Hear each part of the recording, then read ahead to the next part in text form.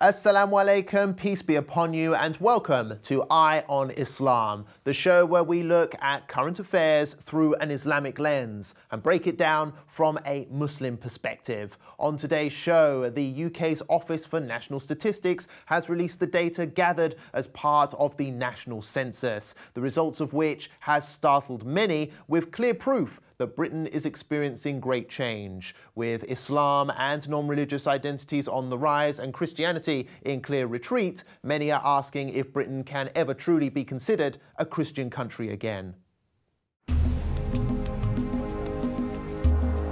Britain is changing. According to a 10-yearly census carried out in 2021, the United Kingdom has witnessed a seismic change in its religious and ethnic communities, with a sharp decline in British Christianity identity and a rapid growth of the Muslim population. For the first time ever, fewer than half of people in England and Wales describe themselves as Christian. Just 46.2%, down from 59.3% in the last census in 2011. No religion was the second most common response after Christian. While the Muslim population, which previously stood at 2.7 million, or 4.9% of the population, has now climbed to 3.7 million, showing Islam is indeed on the rise, sitting at 6.5% of the UK population. Other findings upsetting right-wingers online was the rise in British multiculturalism and an apparent decline of white British ethnicities in some major cities. White British populations of London made up just 37% of the capital in 2021. Meanwhile, the white British population of Birmingham had also dropped to just 43% in 2021, compared to over 50% in 2011. Other cities across the UK also saw steep decline but remained white majority. Some have welcomed the news, while others condemn the changes. The only certainty is Britain has a crisis of faith.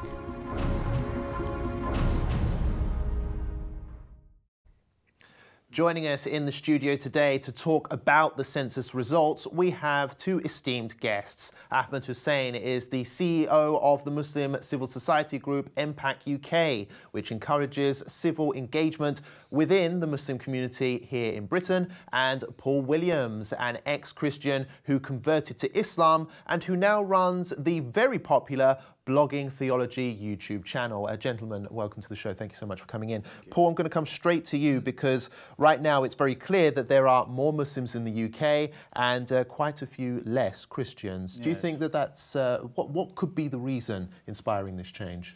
Well, it's a very interesting question. Very recently, Professor Linda Woodhead of King's College here in London, the eminent sociologist and theologian, said in a recent lecture, and I quote, "Islam is central to emerging Muslim youth identities in the UK, and it is still cool," she said, "unlike Christianity." And she mentioned the British Muslim cultural output is cool around the world. And she's referring, I think, to nasheeds and perhaps fashion and food and things like that. But she focused on the vitality of Islam as a key reason for the success of Islam in this country. Spirituality and devotion is very strong. Ethics is very robust, of course, and community identity is very strong. And she mentioned also that Islam is strong in passing on the faith between the generations and from cradle to grave. And she also asked, will Islam keep intellectually vibrant? Because she thought that other religions had stagnated a bit. And she mentions, interestingly, the Cambridge Muslim College, which is headed up by Professor Tim Winter, otherwise known as Sheikh Abdul Hakim Murad, as a centre of excellence in that regard. So I think she had a very positive message. That's an interesting point that she's mentioned, especially given the fact that there's like a kind of real study that's been done behind it. This is a real thing. Yes. And I'm going to come to you on this, Ahmed, now. The decline of Christianity in the UK, which has for many, many years been described as a Christian country. What's your view on it? Why do you think this is happening? So to feed off a bit on what Paul has said, in terms of Islam looking like a cool movement to be a part of, it really speaks to the attitude that people have towards the status quo. Look at the past decade. We've had the Brexit referendum, and just this year, we've had the refusal to pay electricity bills. There's a huge grassroots movement, a real hunger for going against the status quo. So when you look at British society, one of the pillars of the status quo is the Christian establishment, whether it's the Anglican Church or whether it's, the other Christian traditions. So in terms of the Christian faith, fewer and fewer people publicly admitting that they're adhering to the Christian faith. It really speaks to the attitude that's gone in the British public against the status quo. And Islam itself has really pushed itself forward as a comprehensive counterculture. So we have our ethics, we have our moral codes, we have our structures, we have our infrastructures and our social hierarchies and so on. If you look at British society, if you look at the way things are in Britain and you're not happy with the way things are, you've got a comprehensive counterculture in Islam and in the Muslim community. Paul, I want to bring you in again on this because you obviously spend a great deal of your time talking to people of other religious denominations and even atheists as well. I don't know if you can describe atheism as a religion. Some people do, some people don't. But could you just tell me about the phenomenon of non-religious people that's rising in the UK Yes. now? That was the second biggest group in the UK. For me, this is one of the most exciting findings of the Census 2021 is this rise of the no-religious people from about a quarter to 37%, a huge increase in the last 10 years. And what Professor Linda Woodhead has discovered from King's College in her research is that this does not mean the rise of atheism as such, this hardcore materialism like associated with people like Richard Dawkins. No, most people still believe in angels, they believe in the supernatural and life after death. There's a big rise apparently in paganism, according to the professor, and the occult. So there's a very vibrant kind of lay spirituality on the ground, but there's been a disengagement with formal organised religion, the religion of the churches, like the Church of England particularly. People are disengaging from that, but they're not becoming atheists. That is fascinating because I do know a lot of people who would describe themselves as spiritual, but they don't quite know what they believe in. Exactly. So they're sort of in the middle there, not quite non-religious, but not quite religious as well. Ahmed, one of the disturbing things that's come out of the census is the statistics regarding the Muslim community, a large chunk of which is living in the poorer areas, the poorer regions of the country. Why do you think that is? If you look at the Muslim community as still growing out of the migrant community, it speaks to that socio-economic factor. We have been seen as a source of cheap migrant labour, basically. But what you would also see is like quite a few noteworthy occasions where people from that background then go on and achieve really notable things, like recently the purchase of Asda by two Asians and so on. So the Muslim community, despite our the hindrance of the background of being from a largely migrant background, it is something that we are working very hard to get out of. And again, that speaks to the infrastructure that is inherent in the Muslim community. Very, very quickly, Muslims work hard to set up things like mosques and madrasas, the social infrastructure that's needed to pass on our faith and our identity to the next generation. And what that means is that the next generation can build on the successes of the previous. Sure. So I want to bring Paul in. We haven't got much time left before we move on to the next segment. But Paul, a lot of right-wingers, I think, would be focusing on the rise of Islam as being some kind of issue here. But what about the rise in secularism, liberalism, the non-religious viewpoint? What could be the consequences for society? You have about a minute, Paul. Well, it's a huge question, and many people think that the rise of secularism and particularly liberalism is leading to the disintegration of society, particularly the family, with the rise of alternative lifestyles and the breakdown of marriage. So this is a huge problem, and many people also see this as kind of weaponized, so the West is exporting this to the rest of the world, particularly the Muslim world. We're seeing this in the Qatar situation with the World Cup, where the West is insisting that the Muslim world adopt certain views and attitudes attitudes which go against the teaching of Islam. We're seeing, I think, quite a pushback now, I'm told, from the Muslim world against this attempt to change Islam and change Muslims, and many will see that as a very positive development, I think. So Islam seems to be a religion that kind of stands by its principles, even so much so in the modern day. Yes. Christianity perhaps hasn't quite done so. Yes, I think this idea of staying true to the deen, actually, and having a comprehensive answers to life's situation, where Christianity is perceived to be largely irrelevant and not offering solutions to many of life's problems. There's plenty more to discuss, gentlemen, on this show, but for now, let's move on because there are more reactions that we have to bring in whilst we're on this topic. And in particular, let's turn to the social media world, which has been on fire in the UK since the release of the census data, with people either celebrating or denouncing the findings. Let's take a look at those online reactions. The social media reaction to the census data has been dominated by concerns on the right that Britain is becoming less white.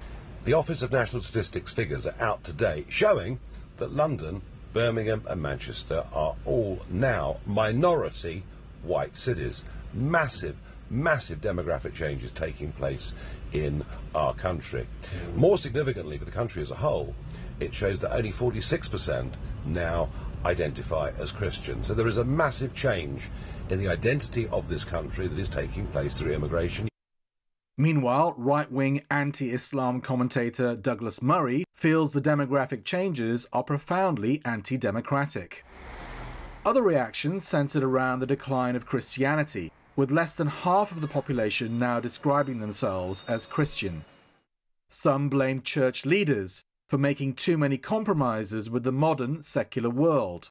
Atheists and secularists were ecstatic by the rise of no religion. 22.2 million people in the UK now have no faith at all, while others celebrated the rise of Islam, which has increased by 1.2 million people over the last decade. So Britain now is divided between those of faith and those of no faith, with the anti-faith trajectory in the ascendancy.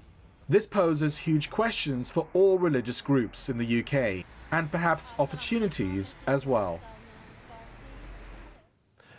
We also pounded the streets of London to ask ordinary people what they thought of the census findings. Here's what they had to say. What makes this country a beautiful thing is the fact that you have people from different backgrounds that come and can add different aspects, and it enriches life here. It depends where you are. If you are considering London, I don't think it's a Christian city, because there are many other religions in London going on, and I think it's great because the diversity is amazing. I think historically it is. I think I'd probably say yes, but really for historical reasons. It just still has that feel about it. Probably overall a Christian country, but I regard it as very, very multicultural and multi-religious, and that's what I've grown up with for 60 years. From my own experience, in terms of when my grandparents came over here back in the 1950s, it did seem a lot more significant back then. A lot more people kind of were upholding Christian values back then. I would still say it's pretty much a Christian nation. Christian, they're from family, but then they don't really follow it, that their Bibles or books, or they don't go to church. That's why I feel like we Muslims, we follow our religion much more stronger than I feel like Christians people do. It's just the times have changed. People are a bit more liberal. People aren't as into the church as they once were. This religion just gives you the moral basis, the values that we hold as a Muslims. I feel like every society needs that. It forces people to reflect and to keep moral values. I think it plays a very big thing, and especially when someone is in a really dark place, it can really hold you up. A lot of people have grown up in religious backgrounds. It probably gives them a moral dimension. It doesn't mean that they still practice whatever that religious background was. It's just a fact. It's just what it is. I don't care what your religion is, as long as you treat people properly and people behave to each other. You have religion or no religion, you know, that's what I want to see from people. Well, there you have it. Plenty of opinion on the subject. Let me now bring back my two honoured guests to the discussion. Ahmed, I'm going to come straight to you on this. What do you think of the future of religion in this country? Do you think that one day we may see a Muslim majority Britain? There's definitely a lot of optimism. On one hand, we've seen tweets and takes on social media about that. But if I can just throw in maybe a bit of a pragmatic spanner in that, the fact that a country that has traditionally been Christian and its population is now veering away from identifying itself as such, that should be a warning bell for the Muslim community. If a Christian country can give up on that part of its identity, the Muslim community must be aware that if we are not public with the social aspects of our religion, our inherent need for justice, our inherent need for social equality, and so on, the social benefits that our faith brings, we must be public with it. And alhamdulillah, we've seen through the COVID years and in other occasions as well, when the infrastructure of, for example, mosques and madrasas, they lent themselves towards helping for the social good. There's a lot of beauty in our religion. If we keep hiding it, if we are not public with it, if we hide it from ourselves, the demands for justice and equality and so on, then yeah, Islam will also be yet another religion that the people of Britain give up on. Paul, you and I have seen the beauty of Islam and embraced it for ourselves, and I think we can both describe ourselves as the white British, which are being called a minority in some cities, now it seems in Britain. People might feel like Islam is this foreign, scary religion that's coming over here and changing British life. Yeah. What would you say to those people? Well, I used to think that myself, actually, until I investigated Islam. I went to Regent's Park Mosque, my local mosque, and I found something remarkable, real Islam. And in fact, Christianity comes from the Middle East. Jesus, of course, peace be upon him, was a Jewish prophet from Palestine. And Muhammad, upon whom be peace, was just down the road in Arabia. So both of these faiths actually come from the same part of the world. And like we embraced Christianity before, we should also, in my view, embrace Islam as an authentic expression of God's will for our people. And we shouldn't be afraid of it. It offers a comprehensive way of life for people to live, and it brings success in this life and inshallah in the life to come. Why do you think that people are so scared of Islam? Because they don't understand it. At least that was my experience, that they have certain tropes and stereotypes that actually aren't true. And as I said, in discovering real Islam, by talking to educated Muslims, going to a good mosque, I discovered the truth. And it's actually the same faith I discovered as the religion of Jesus and Moses and Abraham. And that, for me, was revelatory and leads me to conclude, well, if they came from God, so did Muhammad, because they're all preaching the same religion. So basically going out and, trying to embrace a little bit of Islam, maybe not the whole thing straight away, but going there, visiting a mosque, for example, that could be really helpful. Definitely a process. And I think Muslims have a great responsibility now, given what we've seen in the census, to actually share the truth about Islam, actually, and its intrinsic appeal, because it is very appealing once you understand what it really is. And Ahmed, could you perhaps describe the potential benefits that Islam could bring to British society, especially bearing in mind that non-religion is growing here as well? It's the second biggest group after Christianity that people describe themselves as. What are the benefits that Islam could bring that British people might benefit from as well? And thanks for that interesting question. So it's really important to dig a little bit deeper into the no religion or not affiliated with a religion, because that speaks less to atheism and more to being an adherent of an organized faith. And maybe that needs more analysis. But there's definitely a lot of, I think the Arabic term would be the fitra, which is the natural inclination of the human soul to have an affinity with God. And perhaps once upon a time, the infrastructure of the Christian faith was sufficient for most British people to satiate that fitra. Maybe that is, maybe there's been a lot of dissatisfaction with that, but the organized structure of Islam is here in Britain. And there's a lot that we can give through our infrastructures. And this, again, speaks to the need for the Muslim community, the leadership within the Muslim community, to step up, to see this as an opportunity to help guide souls towards Jannah, inshallah. We have a very public religion. And a Muslim cannot be a monk or a nun or someone who secludes their faith and themselves away from society. Our mosques, our leaders need to be public with the good that is inherent in the Muslim faith. And so that is what needs to be brought out by the Muslim community. And coming back to points you mentioned earlier in the show, there are people out there who seem to be afraid of the fact that Britain is getting less white. What's your advice to them? I mean, those who see it as a problem, so those who would profit from making it a problem will make it a problem. But in terms of those communities where there is already immigration, non-white immigration, those are communities that have had immigration for generations now. So they've become more elastic and accommodating and so on. They've got their structures in place and so on. But for those who would benefit, like I think in the VT we saw Nigel Farage and some others who do capitalize on making a problem out of things that convenient statistics and so on. So for them, the real thing to keep an eye on is keep an eye on those who are benefiting from that, and read between the lines. What is this person or this organization getting out of it? Are they seeking funding?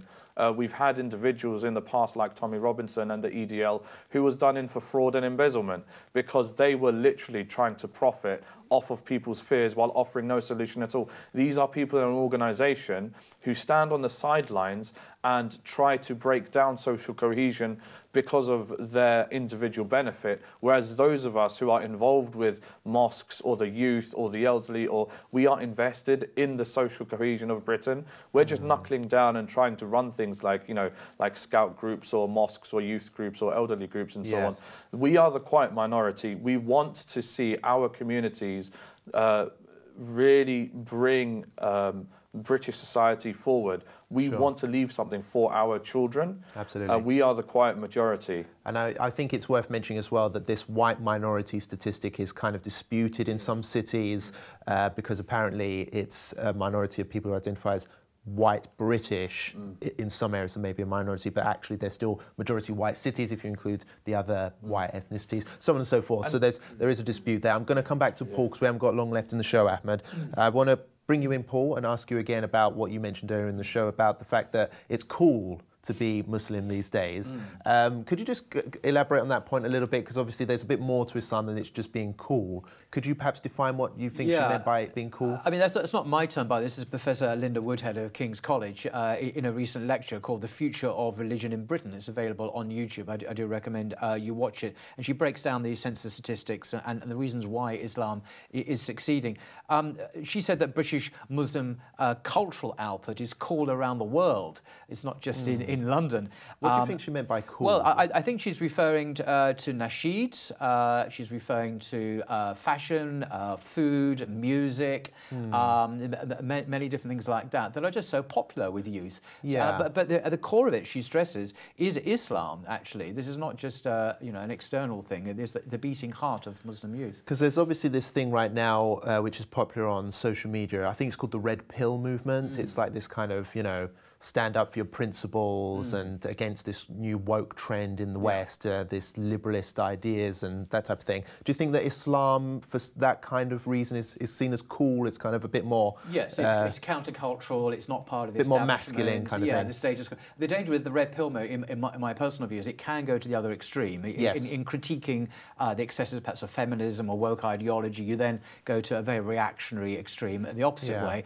And Islam is the middle path between these, and I think we need to focus on the Islamic teaching, the deen, but certainly there's much good in my view, in that. Absolutely, and obviously, regardless of what comes up on social media, the Red Pill movement, wokeism, whatever else, there's only one Islam, and Islam has always been and will always remain, inshallah, with the steadfast work of loyal Muslims. So thank you very much, gentlemen. We've run out of time, unfortunately, for this edition of the programme, so no more questions to you, but I do appreciate your time in coming on, and thank you to everyone at home as well for tuning in, but unfortunately, this is all the time we have for this edition of Eye on Islam. Thank you for watching, and join us again next week for another edition. But for now, Assalamu alaikum.